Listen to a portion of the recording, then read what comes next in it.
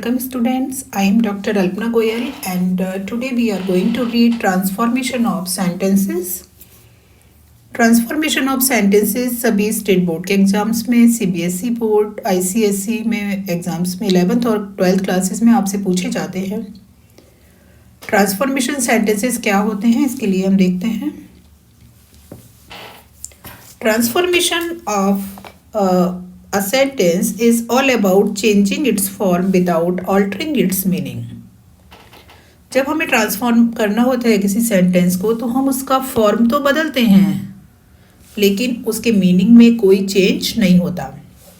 We can for example transform an exclamatory sentence into an assertive sentence में हम बदल सकते हैं और वाइस वर्सा इसके अपोजिट कर सकते हैं। हमें एग्ज़ाम में कोई भी अफर्मेटिव सेंटेंस दिया हो सकता है जिसको हमें नेगेटिव में कन्वर्ट करना होता है।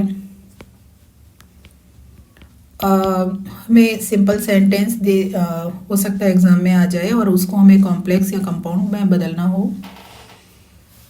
जैसे कि हमने पहले एक्टिव वॉइस से पैसिव वॉइस में भी कन्वर्ट करना सीखा था।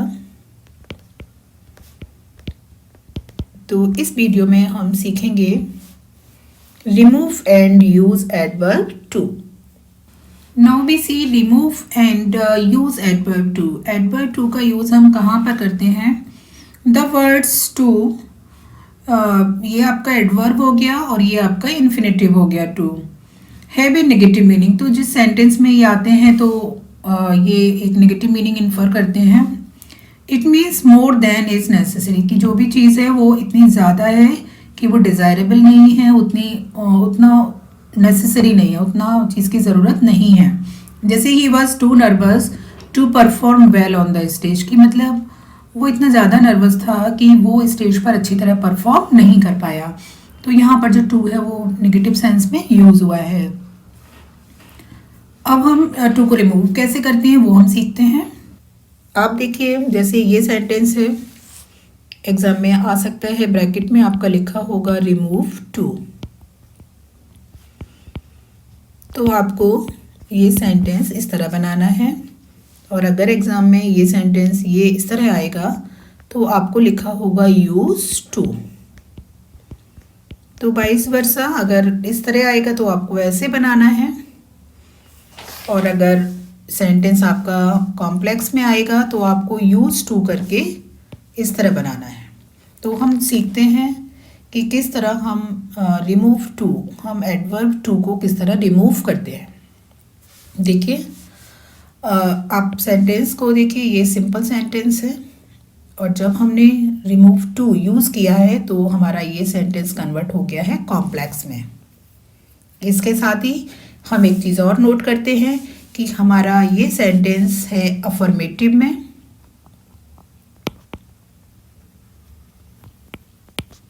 और जब हमने ये चेंज कर दिया है तो हमारा ये सेंटेंस बन गया है नेगेटिव में।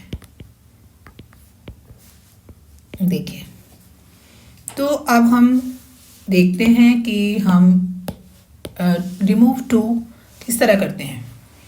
तो जो हमारा एडवर्ब टू है इसको हम रिमूव करके हम क्या लगाते हैं? सो।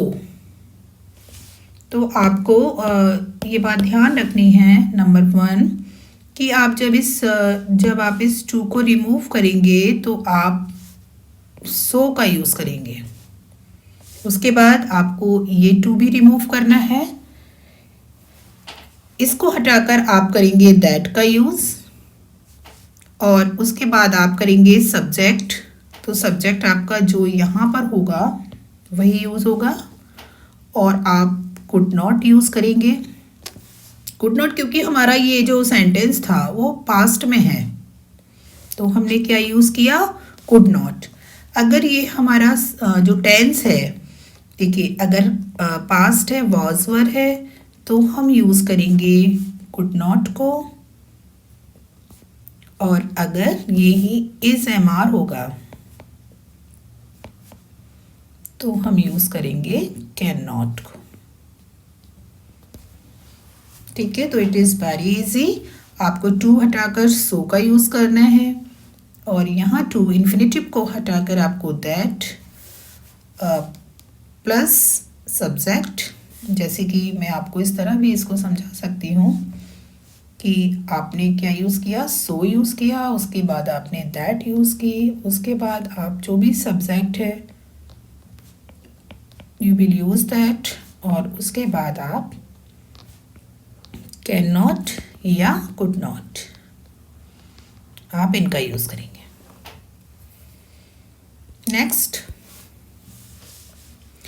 आई was too busy to talk to her. तो फर्स्ट हमने टू को हटा के सो यूज़ किया, इस टू को हटा के हमने दैट लगाया, और सब्जेक्ट हमारे क्योंकि आई है तो हमने आई लगाया, और ये हमारा पास्ट है तो हमने लगाया कुड नॉट। अगला एग्जाम्पल है हमारा, the task is too difficult for me to do without help. तो जहाँ पर फॉर मी है या आप जैसे फॉर मी है तो आप मी का जो सब्जेक्ट है वो होता है I. The task is so difficult, तो आपने क्या यूज़ कर दिया यहाँ पर सब्जेक्ट की जगह आई। अगर आप सोचिए यहाँ पर अस होता तो हम यूज़ करते वी, अगर होता दे देम तो हम इसकी जगह यूज़ करते दे। तो आपको ये याद रखना है कि for me, for us, for them या और भी कोई ऑब्जेक्ट हो सकता है तो आप उसको यहाँ पर यूज़ करेंगे। अगला example, the class is too noisy. यहाँ पर हम जो स्ट्रक्चर देखते हैं कि टू नॉइजी एडजेक्टिव के बाद कोई भी टू प्लस वर्ब की फर्स्ट फॉर्म नहीं दी हुई है, ठीक है। तो हम इसमें इस तरह के सेंटेंस में दैट, कैन नॉट का यूज़ नहीं करेंगे, बल्कि हम क्या करेंगे, एडजेक्टिव से पहले एक्सट्रीमली यूज़ कर सकते हैं या हम बियॉन्ड द प्रॉपर लिमिट भी यूज़ कर सकते हैं। तो इन दोनों को यूज़ करने में हमें ध्यान रखना है कि if we are using extremely तो हम ये एडजेक्टिव से पहले यूज़ करेंगे, ठीक है। और अगर हम यूज़ कर रहे हैं बियॉन्ड द प्रॉपर लिमिट तो हम ये एडजेक्टिव के बाद यूज़ करेंगे। नेक्स्ट आता है आपका, the question is too difficult to solve. तो आप देख रहे हैं कि यहाँ जो आपका सब्जेक्ट है वो नॉन लिविंग थिंग है, द क्वेश्चन। तो इस सेंटेंस को कन्वर्ट करने में आप देखेंगे क्या करेंगे, the question is so difficult. आपने टू को तो हटाकर सो लगा दिया, लेकिन आपने सब्जेक्ट की जगह क्या यूज़ किया है, one. The question is so difficult that one can not solve it. Next देखिए, the news is too good to be true. आपने देखा कि यहाँ भी जो हमारा जो सब्जेक्ट है वो कैसा है, नॉन लिविंग थिंग है। तो यहाँ पर दिया हुआ है टू बी ट्रू। न्यूज़ इतनी अच्छी है कि ये ट्रू नहीं हो सकती, तो आपने यहाँ पर news is so good that it, आपने न्यूज़ के लिए कौन सा वर्ड यूज़ किया है, it. It can not be true. तो अगर आपका सब्जेक्ट नॉन लिविंग है और सेंटेंस में आपका टू भी यूज़ हुआ है तो हम क्या यूज़ करेंगे, इट को। नेक्स्ट सेंटेंस देखिए, it is never too late to mend. It is never so late that one can not mend. Next and the last is, the poem is so too difficult for us to understand it. आपने देखा है कि जैसे हमने पहले भी second या third number का सेंटेंस किया था तो उसमें था कि अस है तो हम किस में यूज़ कर देंगे, वी में। अगर हमारा देम है तो हम कन्वर्ट कर देंगे दे में। मी है तो हम कन्वर्ट कर देंगे आई में। The poem is too difficult for us to understand it. Poem इतनी ज़्यादा डिफ़िकल्ट हमारे लिए है कि हम इसको नहीं समझ सकते। The poem is so difficult that we can not understand it. तो यहाँ पर जो इट वर्ड है वो किसके लिए आया है, पोएम के लिए।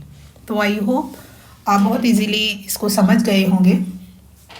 और इसमें इट इज़ वेरी सिंपल, बस दो तीन जो इनके वेरिएशन है वो आपको ध्यान रखने हैं। ये तो सिंपल ही है, बस आप तो एक तो ये याद रखें कि for me, for us, for them अगर आता है तो आप उसको अकॉर्डिंग टू ऑब्जेक्ट आप इसको सब्जेक्ट में कन्वर्ट कर देंगे।